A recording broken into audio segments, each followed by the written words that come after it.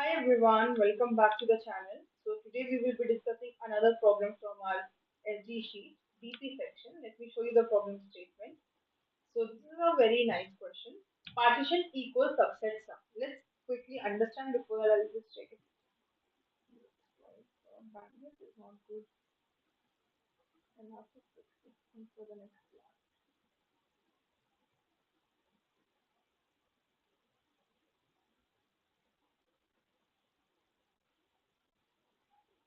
Okay, so let me take this test case, then I'll tell you what this problem is supposed to be.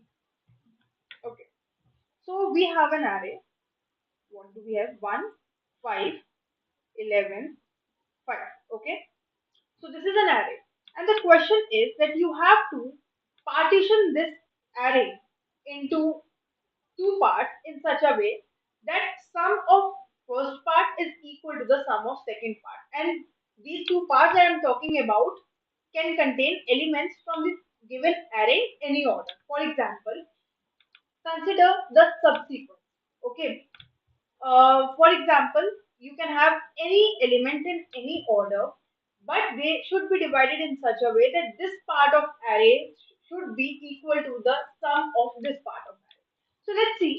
If, for example, don't think that it has to be a subset. That means a set of consecutive elements. You don't need to have elements in that order. Your elements can be in any order. That's why I'm repeating this thing so that you don't confuse. Okay.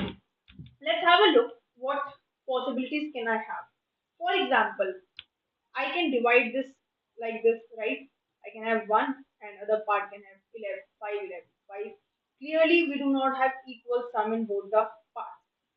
I'm not going in any particular order, just randomly filling up the elements in two different parts of the array. Let me choose this element and this element, 1, 11. So the remaining elements will go in the other partition, other part of my array, that is 5, 5. We'll check what is the sum. It's 12 here, and the sum here is 10. Clearly, they are not equal. So this is not how I'm going to get my answer. We should have some approach. What approach can it be? See, to start with it, what we need. Let's check what is the total sum of our array. Let's calculate it. So you can see it is going to be, I guess, 22, right? 10, 11, 22. 22 is the total sum of this array. So basically, you have to find a subsequence, okay, or the elements from this given array whose sum is exactly half of the total sum divided by 2. So basically, if from this given array 1, 5, 11, 5, my question comes down to finding a subsequence, okay, I'm not saying subset, subsequence, or the subsequence. Just recall the approach that we used to do of selecting and not selecting, right? We used to have two options. So clearly, when I say this, this should strike to your mind that this is going to take, if I go recursive way, I'm going to show you the recursion tree. Clearly, every element is going to have two options, whether it becomes part of that subset or the subsequence which we are considering, or it doesn't get itself included. So each element has two options, due to which we get a time complexity of big O of 2 to the power n, which is clearly exponential. We'll see how we'll optimize it, but first let's understand the recursive tree. So now you have to understand it in this way that my target is 11. If I include, right, this means I'm including, this means I'm not including. Okay, so right now my index, this will represent my index. My index is at this position right now. I'm checking. If I include, my subset becomes 1, right? And my target becomes 11 minus 1, that is 10. Now I have to, now basically my question comes down to finding a target, the element which becomes part in such a way that it comes to the target 10, right? If I don't include it, my array is an empty set as of now, and my target is still 10, right? Coming down further. Now I have calculated the possibilities for this index. Let's move to the other index. If I include, okay, let's check from here. My index also keeps increasing one by one. Let me write it properly. Let me write it function wise. Okay, so that you understand. So, for example, I have a function.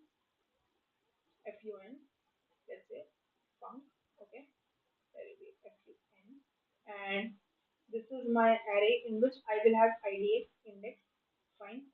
And what else? I'll have my target, right? What is the change? What is another changing parameter? I think these two are my changing parameters. Okay, let's start off. Right now my index is at 0. So if I include this 0 index element, okay, here I'm writing that index. For example, right now it is 0. So if I include it, okay, so now my function, my call will be to for the function, my index will come at 1 and my target becomes target minus the value that I have chosen at that index. So target was what? Initially my target was 11. I started for 11. My index, it's total sum divided by 2. So if I include 1, my target now becomes 10. Okay, let's move ahead. If I do not include it, I'll still go to the next index, right, which is index 1, and my target will still remain 11. Okay, let's calculate the possibilities for this. Index is at index 1. If I include what is present at index 1, 5. So my question will be for this function, and the index will go to the next index, which is 2. Sum will be, this was your sum 10. If you include 5, your sum will become 10 minus 5, 5. This is the sum that you are calculating, that from the remaining elements, how much sum you need from them, right? This is what it tells you. And if I do not include that, my function call will be made for index 2, and sum, since I did not include this value, right, my sum will stay what it was earlier, that is 10. Okay. Now, few more calls and you'll understand where it is going to. Now, next one, my index is at index 2. If I include the element at index 2, this is the element at index 2. If I include it, I get a sum. First of all, my index will go to the next one. This tells me the next index that I have to evaluate for. And my sum will be 5 minus 11. So you'll see that this becomes negative. Okay. And the moment it goes to such a sum, that means I was not able to make a sum of 0 from wherever I started. I started from 11. I came down to something, but my sum was not equal to 0 at any point in that path. That means I was not able to create an array of those elements whose sum can be equal to 11, right? I could not make it. So this will be one of my base case. The moment my sum is less than 0, when the sum is 0, I'll return true from there. Why? Because I found a path in which the elements which have come across those paths, right, they add up to give a sum of 11. This is the reason I have reached to sum equal to 0. So the moment I am here, this is my basis condition, I return true. If my sum goes beyond 0, that means I was not able to find those set of elements whose sum can be equal to 11. So that will return me false, return false from there. Okay. So basically this path I'll stop exploring this path and return false from here. So this function will get false from this particular path. Let's go to the other one. So what was that index 2? 11. If I do not include it, my function call will be made for index 3 and sum will stay 5 only. Let me just hope you understood the base cases. I'll show you where at which path I'm going to get a sum of 0. Okay, let's explore this further. Now, if what is present at index 3? Index 3 has 0, 1, 2, 3. This is the last index, right? If I include it, again it has two options. So my function call will be made for the next index, which is index 4. So clearly, when my I becomes equal to n, right? It reaches that index n. That means we have explored all the path, and still, if I have not gotten any answer, I'll return false from there, right? Okay. So I'm at index 4, and if I have included this element, the element was 5. So what was my sum? 5. Now my sum will become 0. So the moment my sum becomes 0, I return true from there. I'll get true, true, true, and this path finally. What is this path? See, I'm going to over that path.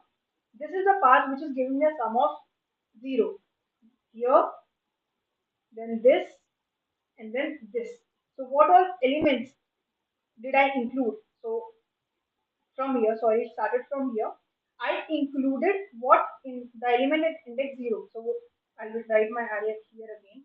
It is 1, 5, 11, 5.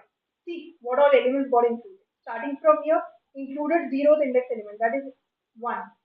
Then I came at this path and did not include this element at index 1, right? Okay, I did not. Or did I? This one was included. Let me check which is giving me this true. This is okay. This. Let me do it like this. Here, this one, then which one? This one, and then this. So all the elements that came across this one. Now including this element at index 1 is 5. Okay. Now here excluding the element at index 2, which is 11, I am not including it. Then including the, this is 6, including the element at index 3, which is 5. So this is the subsequence which is giving me a sum of 11, which is true. And you see that this is the remaining element. So the other one itself is going to have the same sum, right? So you don't have to care about what is the other set of the subsequence, right? You just have to focus on one such subsequence whose sum is going to be equal to total sum divided by 211. The moment you find your sum becomes 0, that means you have found one such path, you return true from there. Now the problem here is very obvious that we find overlapping sub-problems. You see a lot of problems are being repeated. I have not written the entire tree here, but when you will, you'll see that there will be many overlapping sub-problems. So we will exactly will go with the same method and just use a DP array to store our answers. So how many variables do we have here? We have index which is changing at every state, and we have target sum which is changing at every state. So we'll have a 2D DP array, right? Which whose length will be equal to your sum plus 1. Okay, so the you can say number of rows will be, it can be something like this, in which columns will be equal to target plus 1 and your rows can be equal to idx plus 1. Okay, since you are taking the value from what is there above, that's why we have taken one extra line. Okay, and we'll use the memoization technique. Just I'll write the recursive approach and we'll use the DP array to store our answers. That's all. Okay. So what is your DP going to store? DP is going to be of type Boolean. Okay. If that particular index is able to get me a sum of that at whichever jth index I will be, I have one there. If not, it will have zero, right? Finally, if I get at this position, wherever that according to index it's target plus one, but it will be equal to target.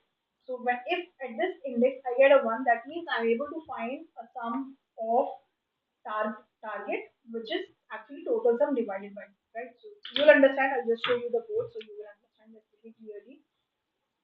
So have a look. We wanted to complete what was given to you. This was the function that was given to you. Okay. I wanted to complete this. So you are given an array, which is this, right? Total length of this array is n. I've taken some zero. We will calculate the total sum of this array. So this total sum is given to us by calculating all the sum of all the elements in the array. Now see, there is one base case that I will show you. So the base case is if this total sum, for example, here the total sum was 22. If for example the total sum was 21, is it ever possible to divide 21 into two parts, which is into two subsets or subsequent having equal sum? No, we cannot have sum in fractions. This is the reason. If total sum remainder 2 is not equal to 0, that means it's odd number, return false from there itself or return 0, right? Because your function expects you to return an int type. So if that is true, you return 1. If it is false, you return 0. So basically, if you have an odd sum of that array, you return 0, which says it's not possible. Then you make your sum equal to sum divided by 2. That is a target which you want to calculate in your subset sum. Fine, function. So I'm taking a DP of, as I told you, the number of rows are equal to the length plus 1 and columns will be equal to sum plus 1. So that summeth index in DP, actually sum, you'll see it will start from 0 and the last index will be equal to your sum, whatever sum it be. For example, 11. So you are going from 0 to 11, so size will be 12, right? This is the reason we have taken an extra size of this in both rows and columns. So what I'm doing, I'm making a call to this function which we have created, right? Pass this array and pass the index, which is the changing variable, which will change, and the target sum, which we are calculating at every subsequent step. Now, this is your base case. If sum becomes 0, you return true. If your index exceeds the length of your array, as I showed you, that and in case you have not hit this condition yet, that means you are never going to find a sum of 0. Or if sum exceeds this 0, that means it goes negative, as I showed you in this case. Remember, we had this case, right, in which my sum became negative, and we had a case in which we might have a case which is not mentioned here, in which your index reaches out of bounds. In both the cases, and if you not hit this condition, it means you cannot find any subsequence in this path which is giving you the sum equal to your target sum. So you return false, right? These are your two base case conditions. Now what you're checking, this is the condition to check if your DP of this is not equal to null, or you can say.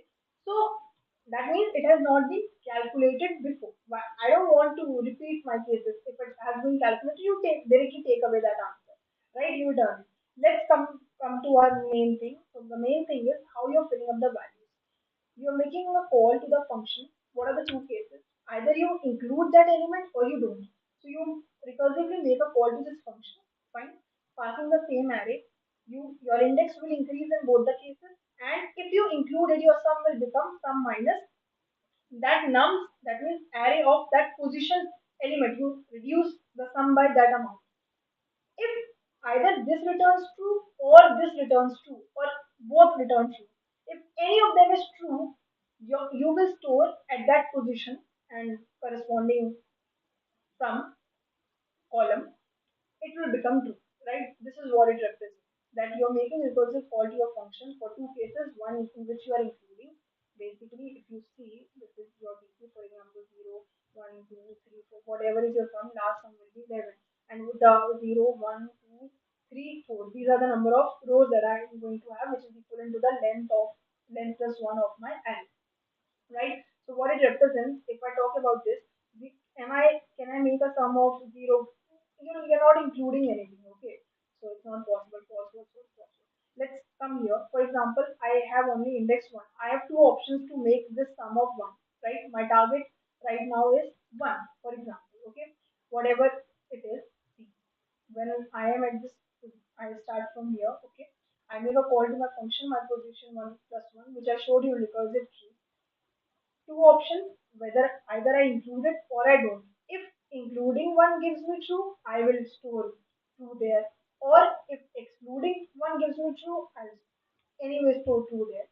The objective is at that particular index of column, if I'm able to make a sum of 1 using this index value, then I'll return true.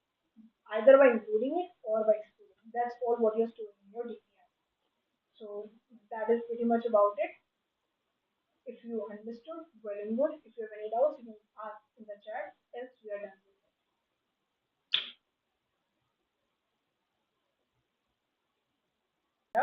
Otherwise, we will wrap.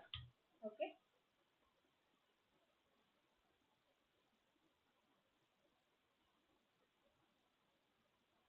So that's all for today. And